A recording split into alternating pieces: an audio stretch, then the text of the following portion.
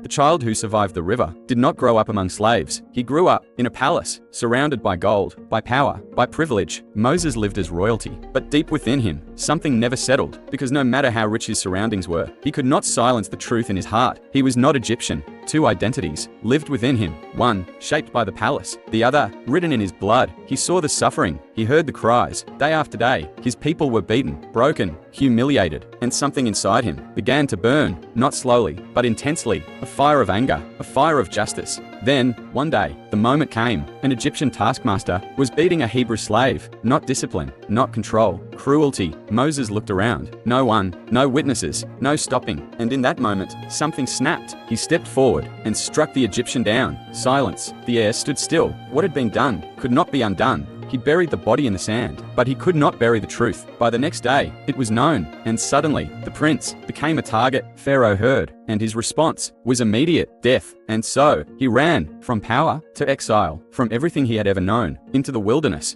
The desert did not welcome him. It tested him, stripped him of comfort, of status, until all that remained was the man himself. Time passed, not days, not months, years, decades, 40 years of silence. Moses became a shepherd, leading sheep across dry land, under endless skies. He married, he built a quiet life, far removed from Egypt, far removed from destiny, or so it seemed, because sometimes God does not call immediately. Sometimes he prepares. The palace had given Moses knowledge, but the desert was shaping his soul, teaching patience, teaching humility, teaching surrender. Then came a day, like any other. No sign, no warning, just a shepherd guiding his flock near the mountain of Horeb. A bush burst into flame. Fire rose, bright, alive, intense, but something was wrong. The leaves did not burn. The fire consumed nothing. It simply existed, defying nature. Moses stopped, stared, and then he moved closer. And then a voice: Moses, Moses, do not come any closer. Take off your sandals, for the place where you are standing is holy ground.